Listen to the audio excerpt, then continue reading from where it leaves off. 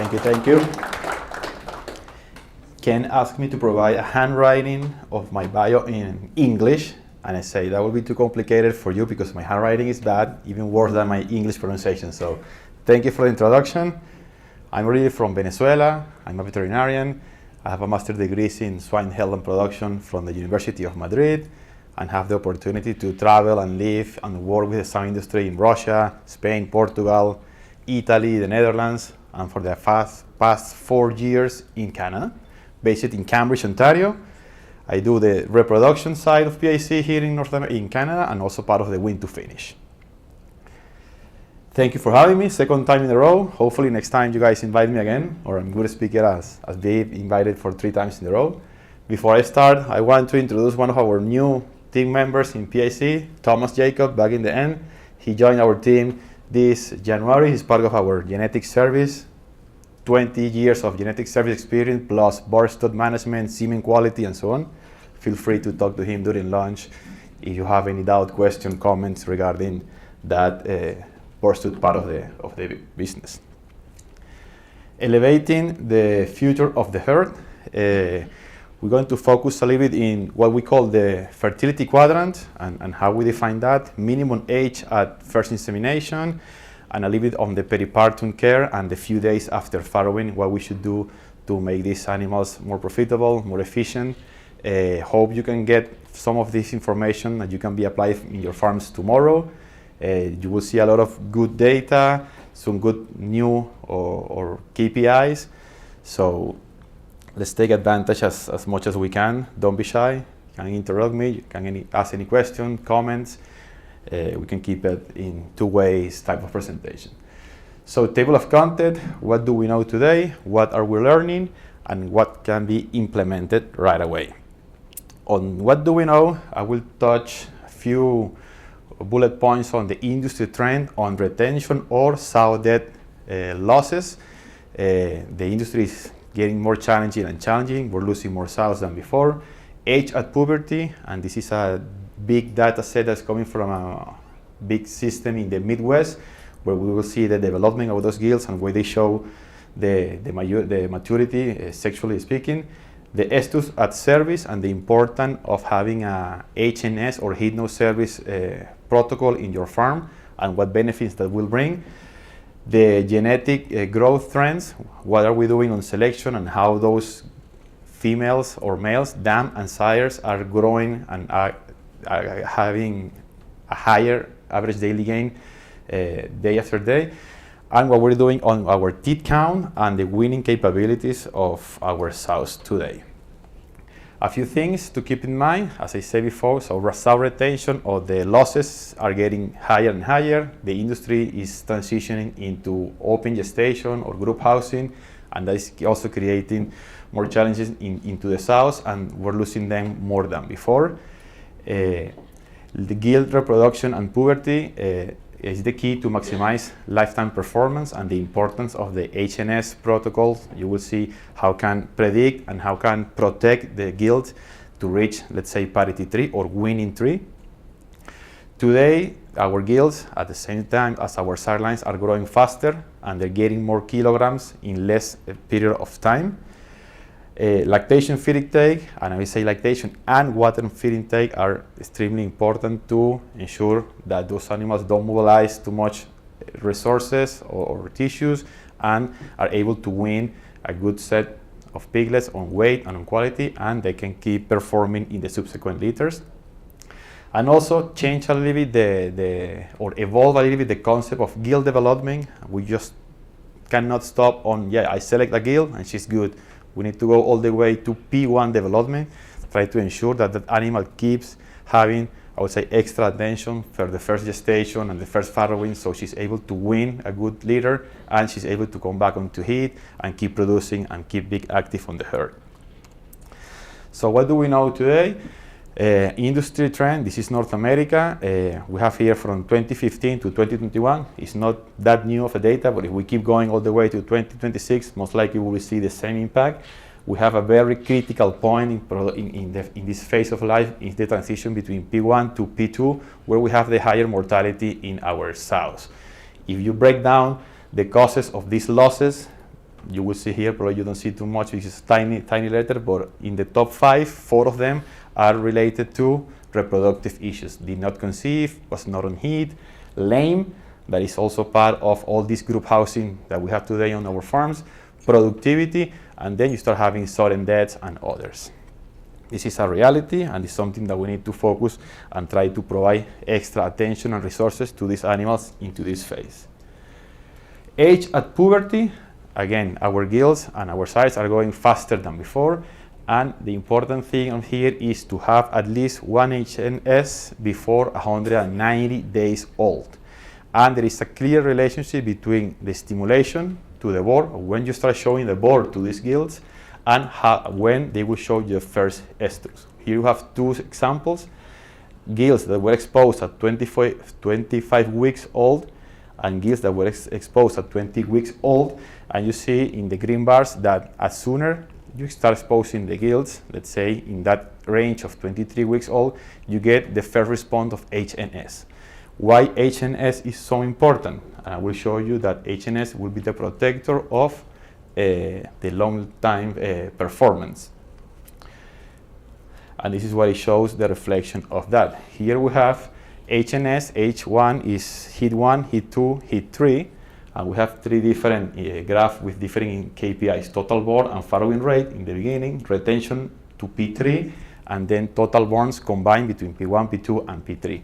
And you see the clear effect highlighted in gray, that those gilts that were bred on the second or the third heat had higher performance compared with the gilts that were bred on the first estrus. Okay. What do we also know today? That our animals are growing faster. Right? PIC started using genomic, using the whole sequencing of the genome and stuff like that on 2014. As you can see, from 2014 up to this year, the growth has been improving consistently. We are averaging today between 77 to 72 grams more of average daily gain. So animals are getting more and more weight in shorter period of time. Why is that important? Because if you keep doing, or your flow is still the same that we're having 10, 5, or 7, or 12 years ago, you have a higher probability that your gilts are reaching sexual maturity early and they're growing too much and you're breeding them too heavy. If we compare these 2 curves in our elite farms, you see that 50% of the gilts, if you keep doing the same, will be bred above the 150, 59 or the 160 kgs. We have a very narrow window on when it should be the ideal age, weight, and HNS to inseminate our gilts. Again, if they're putting too much weight in short period of time, if you keep having the same flow that you were having, the chances of having gilts bred over age or overweight, it gets higher. And as soon as you get more and more gilts into this portion of the curve, you will have more issues, reproductive speaking, you will have higher losses and less performance. And that's what we show with this data set. Here we have the reference of age in the x-axis here, and the losses in between P0, P1, P1, P2, and P2, P3. As you can see, those gilts that were bred older than 220 days, up to 300 days, you see that the losses in the 3 parities gets higher. We're using here the age as a reflection of the weight. Weight might be the driver, and the practicalities of counting days at farm level is easier to try to guess how much weight does she has just by looking at the animal. We're still offering the utilization of the flank-to-flank tape. Is valuable, and of course, if you can weigh the animals, even better, but we know that is complicated at farm level to do. Anyway, older sows, and by definition, heavier sows, had higher losses when we compare to the youngest one. Here, pretty much the same thing, but in relationship with the HNS. So the no is no HNS before the first insemination. Yes, it was yes and HNS previous the first insemination. And as you can see, again, the losses are higher in those animals that were bred without an HNS prior the first insemination. And this proves the importance of having a solid program of HNS in your units. Here, again, is the combination of age and the HNS, and we're looking at the parity 1 losses by cooling reasons. Could be any of the reason, but just animals that left the farm due to a cooling reason. Pretty much the same thing as we saw before. So older gilts, heavier gilts will have higher losses in this type cooling, and the yes on those animals that were HNS before, you will see that the losses are lower. And now comparing total born and farrowing rate on P1. Again, no versus yes. As you can see, the HNS before first insemination will give you a higher total born, and at the same time will give you a higher farrowing rate. If we combine all that into what I was trying to explain, we end up in, this is what we call the quadrant, one of the way of express it. So as a baseline, we have the yes, then the yes will mean yes to proper age/weight, and yes to an HNS protocol. If for any reason you are not able to record HNS, but you are in the window of the correct age, you can have a detrimental performance of -7. We're talking about here farrowing rate, total born, and wing and pigless wing up to parity 3.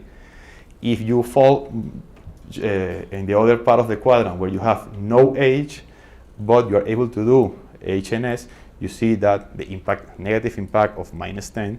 And if you don't have any control on the age/weight and the HNS, you can have up to 17 or 19% less productivity. So this is what we call the quadrant.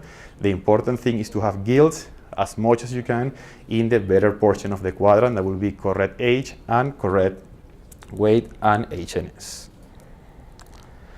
What had we learned so far? In this case, we're going to focus a little bit on the peripartum metabolism and on the weaning capacity of our sows. So we know by fact today that we're still learning actually, that a heavier gilt will become a heavier sow. And here we have 3 examples, 3 different gilts, one that was bred at 144, one at 160 or 159, and one at 175. And here is the maintenance requirement that they have from P0 all the way to P6. As you can see, if you throw this yellow line here, what I'm trying to show here is that a gilt that was bred heavier will have a higher maintenance through the whole life, meaning that we should this is highlighting also part of the importance of you should focus on getting those animals bred in the ideal window of age and weight to ensure proper feed utilization and to save costs. So to keep these animals in the herd will cost you way more because the energy levels of maintenance that she will require are much higher than the gilt that was bred on the ideal body condition or the ideal weight. That's why we came and update the genetic gestating curve, and we keep it as simple as we could. I presented this also last year. You see that we don't talk about kilograms here because then it gets a little bit complicated because we focus on energy. It could be metabolized or net energy. Then is each of you with your nutrition partners or your nutrition team will have to figure out how much kilos that mean with your current diet. But the message is gilts should be kept at these energy levels. Ideal and overconditioned sows should keep at this level. And when you have those recovery sows, recovery tends to be from weaning all the way to 35 days, 40. That's when most typically sows go from stall to group housing. You should keep them in a higher level to recover that body condition. How we translate all this into practicalities at farm level, we keep learning that the caliper is still one of the most valuable tools available in the industry. It's very simple, it's objective, and it will provide you a lot of information. When we should do calipers, at least at due to farrow. If you can do due to farrow at weaning, even better, because then you can monitor the body losses during lactation.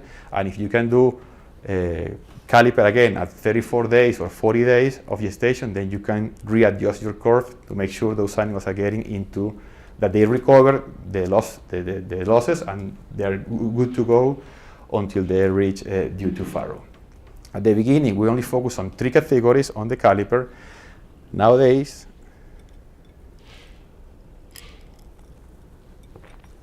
we have a new sticker available where you can see that we break down the category 3 into 2.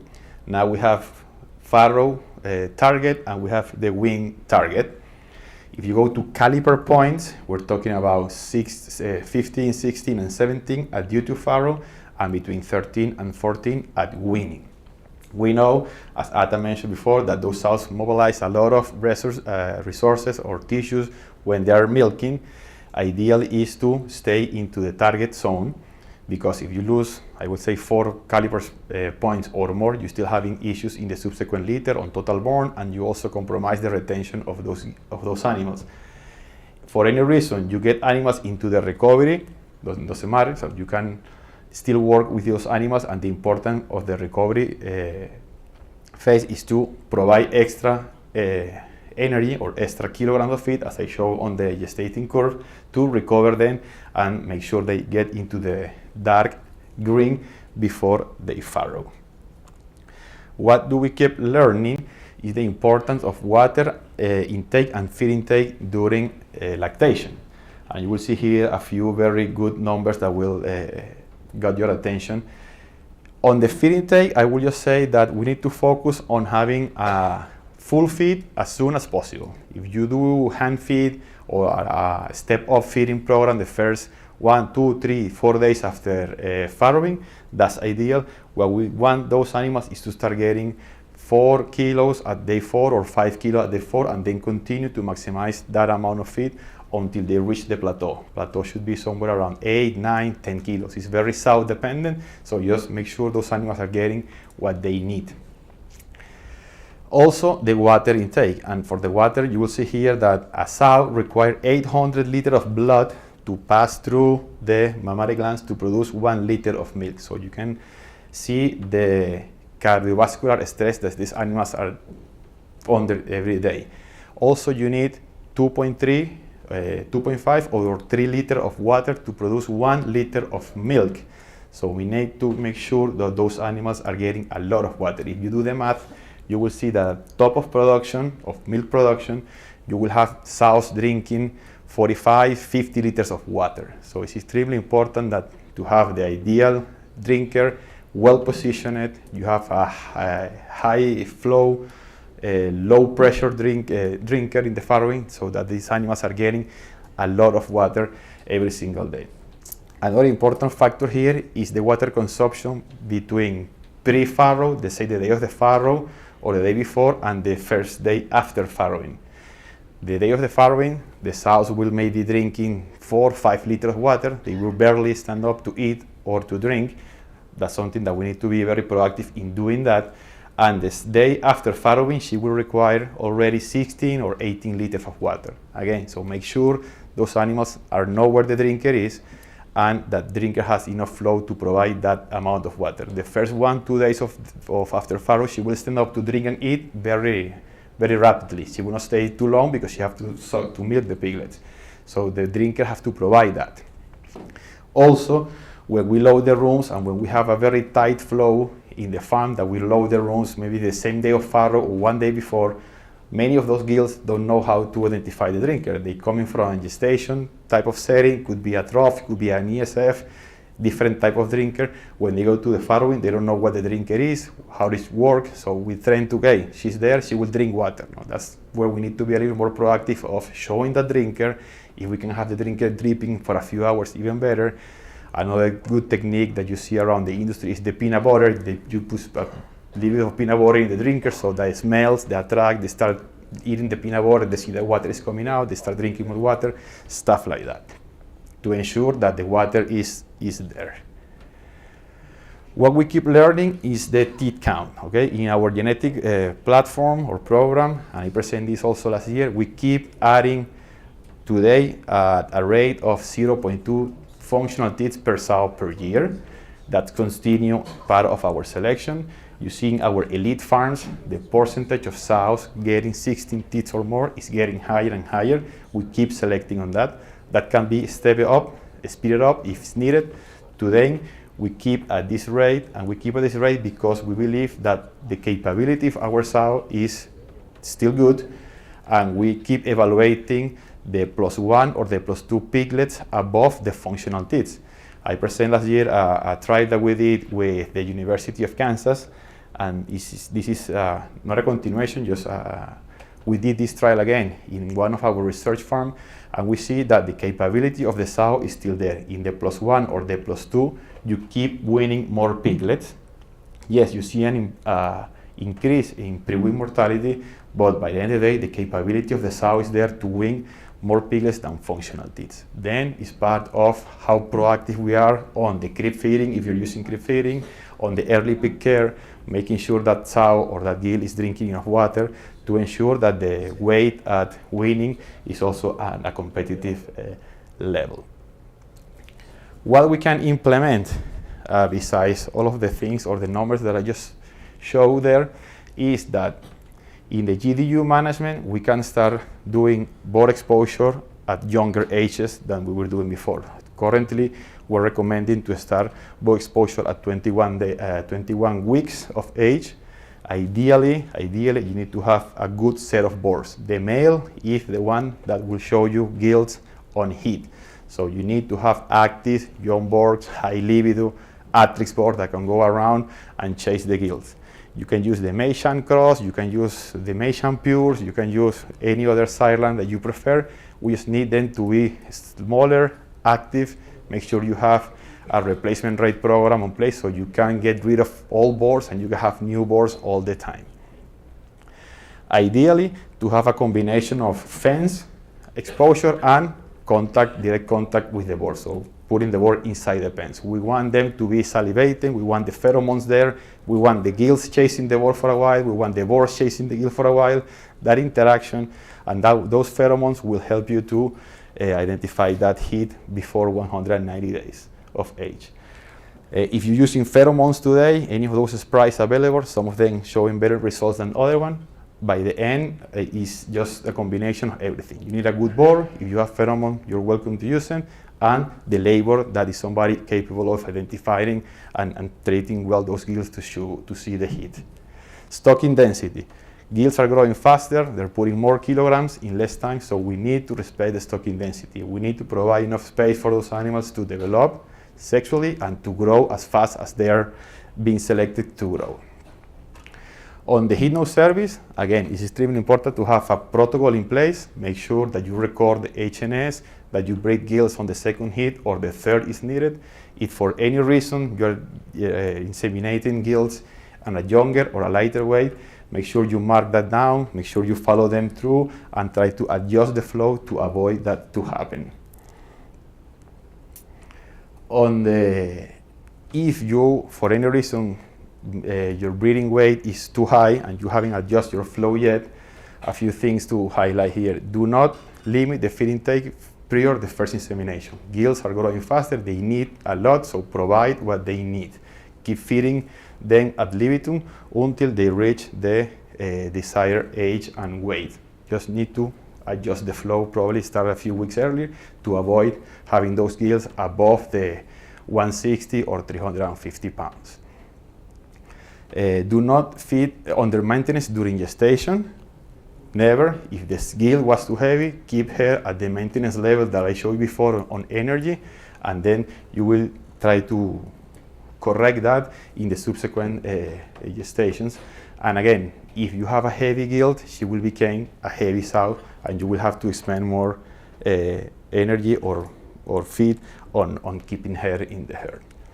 A little bit in the peripartum, so pre-farrow, again, let's try to have 2-3 rations pre-farrow. We need those animals to have one last meal before starting the process, let's say maybe 4-5 hours before she starts labor. It's a very intensive process. It requires a lot of energy, so let's make sure that we feed those animals as much as we can pre-farrow.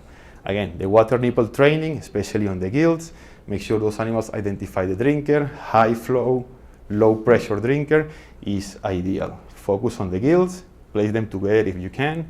And again, this is something that is becoming more and more popular, that is the peripartum diets. I think the industry is moving into that direction. We have more and more research going on the benefit of having a peripartum diet. We believe is probably today in the farms, the way we were designed is not practical in all of them, but you will see that having a special diet, it pay off on the quality of the feed, the energy, and the lysine levels. So that's something that we will see more to come. And with this, I will almost finish, is the water and the feed intake. Let's try to maximize the flow, make sure we check those drinkers as much as we can in those days pre-farrow and the first days after. Try to do a controlled step feeding. If you do hand feeding, those first 2 second day after farrowing, it's not to restrict the feed, it's just to make sure that you see the animal that is standing up, you can check the legs, you can check the piglets, you can see the underline, and then you can see with the water how much is the water is going out or not. And extremely important is the early identification of the non-eaters. So if you have fever or not, just try to be proactive on that. I highly recommend to do temp the sows, check the temperature on the sows as much as you can. Important on the temperature, make sure you know the difference between the oral thermometer and the rectal thermometer. Okay? Do we know the difference? No? Important to know the difference. And last, we developed a poster recently that is the successful P1 development guide. We should be having this ready to be printed and distributed. Here we have pretty much the same information I just shared. A few new numbers in this poster are coming from the latest research that we have. And I'm happy to answer any questions if you may have one. Thank you.